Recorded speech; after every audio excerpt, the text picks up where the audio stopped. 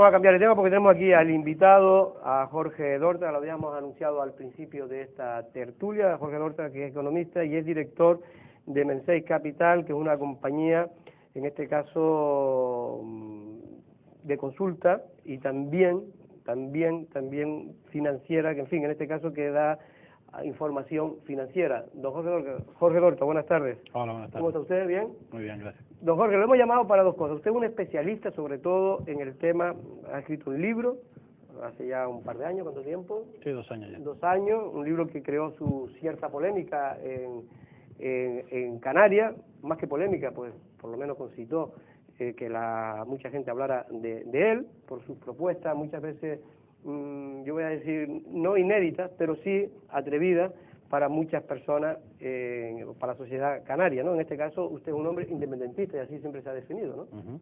Sí, correcto. Bueno, pues vamos a hablar con usted del tema del petróleo. Antes de nada,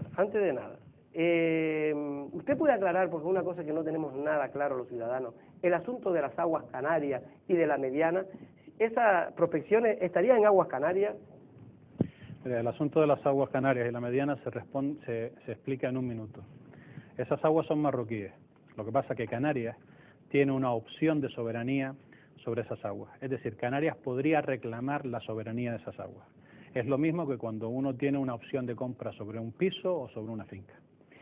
Para ejercer esa opción de soberanía de Canarias, tendría que ser Estado independiente, Estado libre asociado o gozar de plena autonomía interna. Y en los 3 casos, la plena soberanía del territorio de los recursos sería Canarias. Con lo cual, esas aguas son o marroquíes o canarias, pero lo que no pueden ser nunca son españolas.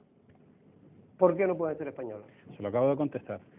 Esas aguas, porque para que Canarias pueda reclamar la soberanía de esas aguas, tiene que ser Estado libre asociado, Estado independiente o tener la plena autonomía interna. Y en esos 3 casos, esos recursos y esas aguas serían canarias y no españolas. Si lo que usted me está preguntando es, si lo que tú me estás preguntando es si España puede tratar de medrar para quedarse con unos recursos que no son suyos, le digo sí, ya lo hizo en el Sáhara para quedarse con los fosfatos, entregando el territorio a Marruecos y a Mauritania. Jorge, no sé si puedes ver aquí, vemos un cuadro que tú nos has preparado. En este caso, ¿qué estaríamos viendo ahora ahí? La zona económica especial de Canarias, ¿qué significa exactamente eso? La zona azul es la zona, el territorio sobre la que Canarias tendría la opción de soberanía. La mediana es la mediana equidistante, no hay ninguna duda de dónde está la mediana. De hecho, si miramos la carta de prospecciones de permisos otorgados por Marruecos, vemos que respeta perfectamente esa opción de soberanía, con lo cual que la mediana pase por en medio de los yacimientos, la titularidad de las aguas que no esté clara, es todo una falsedad y una intoxicación del Estado para confundir a los ciudadanos. Aquí está el gráfico y vemos que respeta perfectamente la mediana equidistante. Ahí estamos viendo para que la gente tenga tiempo de verlo. Bueno, pues Jorge, yo quería preguntarte, porque estamos hablando de supuestos, porque Canarias no es independiente, ¿no? Es una comunidad autónoma más. Y a efectos prácticos yo querría preguntarte la realidad actual, es decir, realmente dónde, yo no sé si es que no he tenido tiempo de leer tu libro porque ni siquiera lo tengo, pero en cuanto lo tenga te aseguro que lo haré, porque me parece que debe ser bastante interesante, ¿no? Pero ¿dónde estarían ahora mismo esas bolsas? ¿A qué profundidad sobre todo estarían? Bien. La profundidad es algo que también nos han estado engañando durante 40 años. Te voy a recordar que Antonio Cubillo ya dijo en los 70 que aquí había petróleo. Y la propaganda española lo trató de loco. Ahora se ha demostrado que tenía la razón. Todos estos 40 años hemos tenido una campaña de intoxicación informativa. Esa bolsa de petróleo, la profundidad máxima de esa zona está entre los 1.200, 1.300 metros. Y es una absoluta hipocresía por parte del Estado español decir que no se pueden explotar por la profundidad. De hecho, Repsol, al norte de Marruecos, enfrente del Arache, que está debajo de Tánger, está explotando un pozo a 2.359 metros de profundidad, es decir, el doble de la profundidad máxima que tendrían estas aguas. Pero esos yacimientos no estarían ni siquiera a la profundidad máxima, esos yacimientos estarían entre 500 y 800 metros. Es decir, es un juego de niños para la industria petrolera, que ahora mismo está haciendo prospecciones a 3.100 metros de profundidad. En algunos sitios del mundo. En algunos sitios del mundo, como muestra ese gráfico. Es decir, ese es el punto verde es el campo Jubilee, en la costa offshore de Ghana, que sería muy parecido al Canario, es un poquito más profundo, ¿no? Y en el gráfico vemos perfectamente que hay pozos muchísimos más profundos actualmente en explotación y no pasa absolutamente nada. Manolo. Estamos hablando de quién debe explotarlo, de quién podría hacerlo, pero una de las cosas que nos preocupa, al margen de esa realidad jurídica y falta de solvencia soberana de Canarias, es los riesgos que tiene la explotación de esos yacimientos. Realmente, ¿a qué distancia de Lanzarote y Fuerteventura se encontraría esas posibles prospecciones? Hay tres grandes diapiros que están a 16, 25 y 30 millas de montaña de la costa norte de Fuerteventura. Pero hay otra serie de diapiros más pequeños que, digamos, alcanzan desde el norte de Lanzarote hasta, ¿cómo se llaman? ¿De Alegranza puede ser? No, porque está más pegado a la plataforma continental. Hasta abajo, ¿cómo se llama hasta casi cerca de Jandía. Hasta casi no me acuerdo ahora cómo se llama. Como dos. Y en cuanto al riesgo ecológico, siempre lo hay, no se puede eliminar. Lo que hay son una serie de medidas de seguridad por la OPEC y la industria y la Agencia Internacional de la Energía, que son las que va a utilizar Marruecos. Antes de seguir con esto, yo quiero aclarar mi posición. Prospecciones no. Y me da igual la razón que tengas. Me da igual que tú no te guste el piche, que quieras energías renovables, que quiera que vayamos montados en burros, me da exactamente igual. Prospecciones no, porque lo que está tratando de hacer España es robar un recurso que pertenece a los canarios y a las generaciones futuras. Y lo tenemos que parar de cualquier forma y con cualquier argumento. ¿Y prospecciones sí, si Canarias fuera independiente? Prospecciones sí, si Canarias fuese independiente, porque el problema... ¿Usted sí cree que habría que explotarlas si Canarias fuera independiente? Las decisiones que tomemos ahora repercutirán en generaciones futuras. Y no estamos hablando de un pozo aislado, estamos hablando que estamos en medio de 4 cuencas petroleras que pueden tener el 10% de las reservas mundiales de crudo. Marruecos las va a explotar y el Sáhara las van a explotar también, porque si Estados Unidos invadió un país de 30 millones de habitantes, que es Irak, que tiene también un 5 o un 10% de las reservas de crudo, está a punto de entrar en guerra con otro país que tiene 75 millones de habitantes, que es Irán, 80.000 refugiados en Tinduf, me parece que no le van a suponer ningún problema. Ese petróleo se explotará cuando Estados Unidos quiera, que es precisamente Cosmos Energy, una empresa estadounidense, la que tiene varias de los derechos. También está Nadarco, está ¿cómo se llama esto? Long Ridge, digamos, hay como unas 25 empresas ahora mismo, tanto en tierra como offshore, explotando esos recursos. Entonces, es decir, que ahora mismo, ¿a cuántos kilómetros de Canarias se estarían haciendo prospecciones o sacando petróleo? A día de hoy se están haciendo prospecciones alrededor de 45 kilómetros de Canarias, en la zona de Cabo Jubi, que es enfrente de Tarfaya. Prospecciones, si no ustedes hay colocado ninguna plataforma, están haciendo catas, ¿no?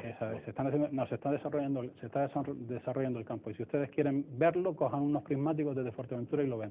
De hecho, todo lo que quiere hacer el ejército español de ampliar las instalaciones de la montaña de la Muda es para espiar, digamos, la actividad petrolera en Marruecos. Usted, que es un experto, ¿cuánto se tardaría en realizar o desarrollar un campo petrolífero marítimo? Esa es otra de las intoxicaciones, y esta es la última intoxicación informativa. En el 59 segundos nos dijeron que se podía tardar 15 años o 9 años. 8 años, oído yo. 8 o 9 años, no, mentira. Mira, el campo Jubilee en la costa offshore de Ghana, que repito, por tamaño y por profundidades puede ser asimilable al caso canario, tardaron 40 meses exactamente en desarrollarlo, es decir, menos de 3 años y medio. En cuanto a lo otro que se dijo en ese programa, que es la vida útil del yacimiento, la vida útil no son ni 15 años ni 20, o sea, normalmente la vida útil son entre 20 y 40 años, pero depende del ritmo de extracción. Y el ritmo de extracción se puede modificar para adecuarlo a los intereses del dueño de las reservas. Es decir, por ejemplo, nosotros no tenemos que estar explotando ese campo a 144.000 barriles diarios, que es lo que dice Repsol, que tardaría, que serían 20 y pico años, porque los primeros años la producción, o sea, hasta que consigues el plató de producción pasan un par de años. Nosotros podríamos estar explotando perfectamente esos yacimientos a 80.000 o a 100.000 barriles diarios para aprovechar no solamente el incremento del precio porque el petróleo se está agotando, quedan 20 o 30 años, sino para dar tiempo también para desarrollar una industria que genere valor añadido, que genere empleo en Canarias y que nos permita desarrollarnos y prepararnos ¿vale? Invirtiendo en todas esas renovables y todo ese tipo de historias para cuando el petróleo se agote. El problema ahora mismo no son prospecciones sí o prospecciones no. El verdadero problema es el modelo de explotación que se está proponiendo. Pero es que todavía es mucho más grave, porque el modelo de explotación que se está proponiendo no se está discutiendo. Es un debate que le están robando a la ciudadanía. Y es un debate que incluso están haciéndole firmar a los cabildos una cláusula de confidencialidad porque no quieren que los ciudadanos se enteren. ¿Usted sabe cuál es el modelo de explotación que están proponiendo? Lo mismo que pasó con la pesca. Cogen, van los barcos, se llevan el pescado a otro sitio, lo manufacturan en otro sitio, crean los puestos de trabajo en otro sitio y después nos lo venden enlatado. Si fuéramos independientes, vamos a seguir con esa hipótesis, ¿de qué tanto por ciento se llevaría Canarias de la explotación? Porque me imagino que no tendríamos una empresa propia, nuestra, una Repsol, Canarias, ¿no? El campo Jubilee, bueno, primero hay que aclarar que no estamos hablando solamente de un tema de Lanzarote y Fuerteventura. Es decir, hay petróleo en Gran Canaria, al lado en la isleta, posiblemente haya gas en el Roque de Gando. Dentro en Fuerteventura, en tierra, hay roca bituminosa. La Oficina Nacional de Hidrocarburos y Minas de Marruecos lo dice y es conocido. Hay yacimientos probados de gas y de nódulos polimetálicos al oeste de La Palma y del Hierro. Y esto no es una cuestión de una isla sola, esto es una cuestión de que nosotros tenemos que hacer un frente común, ¿vale?, para poder aprovechar esas oportunidades y que esa riqueza o esas posibles oportunidades de desarrollo se queden aquí y no pase como en la pesca, que se la llevaron, y no pase como en la industria, que nos la desmantelaron. Manolo, realmente estamos hablando de potencialidades económicas y de sostenibilidad de Canarias. Pero usted mismo decía hace unos minutos que Estados Unidos no se paró ante Irak, que era un país poderoso en ese momento. Está yendo con bastante fuerza frente a Irán, que también es un país que tiene una enorme resistencia a los americanos. ¿Cree sinceramente que Canarias puede parar esto ante las apetencias del Estado español apoyadas por las multinacionales petrolíferas? Yo creo que esto depende de nosotros. Es decir, estamos hablando de unos 300.000 euros por cada hombre, mujer y niño de esta tierra. Estamos hablando de que en una familia de 4 personas, 1,2 millones de euros. ¿Tú vas a dejar que te roben 1,2 millones de euros a tu familia? Sin luchar y sin pelear. Tenemos que cambiar la visión que tenemos con Marruecos. Tenemos que pensar en términos de actividades y cómo vamos a aprovechar toda esa actividad económica que se va a desarrollar en esta región para acabar con el problema del paro. Porque la verdadera cuestión y el verdadero debate no es dónde está la mediana. Con eso no creamos ni un solo puesto de trabajo. El verdadero debate es cómo vamos a cambiar el modelo productivo canario para resolver el problema del paro, para que los jóvenes no tengan que emigrar, que actualmente estamos exportando más ingenieros que plátanos, y para que 1 de cada 3 canarios deje de estar debajo del umbral de la miseria. Si dejamos que España se lleve esos recursos, aquí nos va a pasar como nos ha pasado siempre, que nos vamos a quedar a 2 velas. Pero bueno, está muy bien, yo puedo compartir parte de lo que usted dice, don Jorge, pero la realidad ahora mismo es que no parece que España tenga ninguna intención de que seamos un Estado libre asociado, ni darnos mayor autonomía. Todavía ni siquiera se ha aprobado el Estatuto Nuevo de Autonomía. Pues los americanos dicen que la libertad no se puede regalar ni se puede otorgar, solo se puede conquistar. Usted que está llamando a la rebelión. Yo estoy llamando y estoy diciendo que las cosas están muy duras. Las cosas en España están muy duras, está peor de lo que dice el gobierno. España yo no le veo futuro, tiene que tener una serie de cambios y lo que no podemos permitir es que nos sigan robando nuestro propio futuro. Canarias no puede seguir estando desconectada de la realidad y desconectada del mundo. ¿Cómo es posible que en la era de la globalización Canarias esté completamente aislada? Ahora mismo están haciendo negocios africanos con sudamericanos, asiáticos con sudamericanos, y nosotros estamos aquí como un patito... espera, como una víctima propiciatoria. ¿Por qué? Por las estructuras del REF y del Estatuto de Autonomía. Yo no sé si la gente sabe que cuando España entró en la Unión Europea, España se reservó el mercado de transporte marítimo con Canarias, hasta el año 2020, es decir, mediante una disposición transitoria, o sea, una disposición transitoria de casi 35 años. ¿Eso qué es lo que hace? Que el precio de un contenedor a Canarias sea igual que el precio de un contenedor a Perú. Están multiplicando por 10 el precio del transporte porque no hay competencia. Como estoy multiplicando por 10 y estoy poniendo un precio de transporte muy superior al precio internacional, te tengo que dar ayudas al transporte. Como esas ayudas al transporte se computan para el déficit, aparece un déficit, que Canarias tiene un déficit fiscal que no tiene. En realidad Canarias aporta más fondos al Estado de los que recibe, del orden de 4 a 5.000 millones de euros todos los años. Y con solamente 3.350 millones podríamos desarrollar digamos, esos yacimientos petrolíferos, porque 3.350 millones ha sido lo que ha costado desarrollar el campo Jubilee que mencionaba antes. Es decir, con menos de lo que España se lleva de Canarias en un año, podríamos desarrollar nosotros esos recursos. Porque aquí en Lanzarote yo conozco a algún que otro independentista que tiene unas ideas muy parecidas a la tuya. Yo quisiera conocer cuánta gente crees que hay en Canarias con ese tipo de idea de que lo mejor para estas islas es la independencia.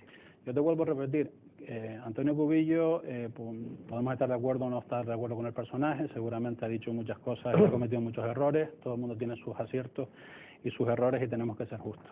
Antonio Cubillo decía desde los años 70 que aquí había petróleo y el tiempo le da la razón porque todo el mundo lo sabía menos los canarios. ¿Y por qué no lo sabían los canarios? Porque España es el único país de Europa que no tiene una ley de transparencia. España no está obligada a informar a sus ciudadanos de lo que hace. Y no estoy hablando de países como Alemania o como Francia, estoy hablando de que países como Rumanía, Bulgaria, Croacia, Bielorrusia tienen una ley de transparencia. Y España, ¿no? Exacto, pues sí, pero Luxemburgo es un caso especial por el tema de las finanzas y que toda Europa se financia. Pero Jorge, ¿cuánta gente crees que hay? Pero incluso fíjate, Suiza, que es un paraíso fiscal, también tiene una ley de transparencia. Pero contéstame, por favor, ¿cuánta gente crees que hay? Es mucho, todavía esta idea no ha calado en la sociedad canaria. Primero, tenemos que luchar contra esta campaña de intoxicación informativa. Y yo creo que ya somos cada vez más, somos varios miles. Lo que pasa es que hay que diferenciar entre lo que es la militancia y lo que es la conciencia.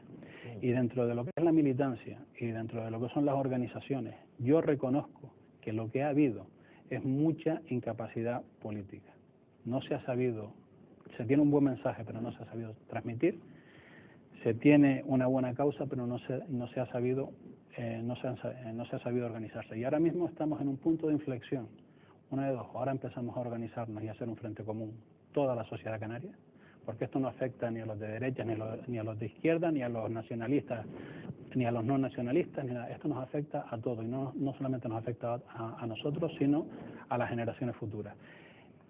Escocia fue el país que más petróleo sacó del Mar del Norte.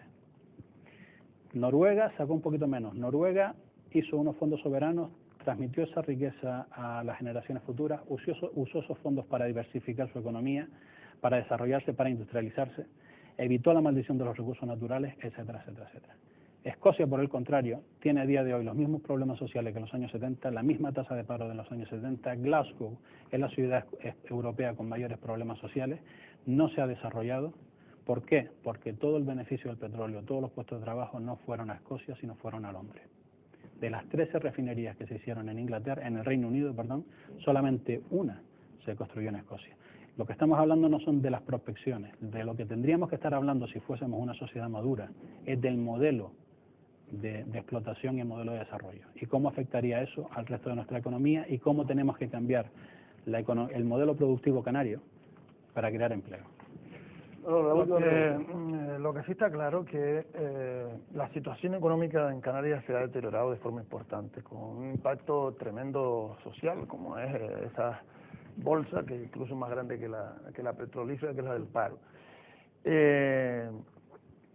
Hasta ahora, en muchos de los países, sobre todo los latinoamericanos, cuando se rebelaron contra España y consiguieron su independencia, había una burguesía participativa que era consciente de que el modelo económico que ellos querían establecer allí era un modelo que necesitaba de su independencia. En Canarias eso no pasa.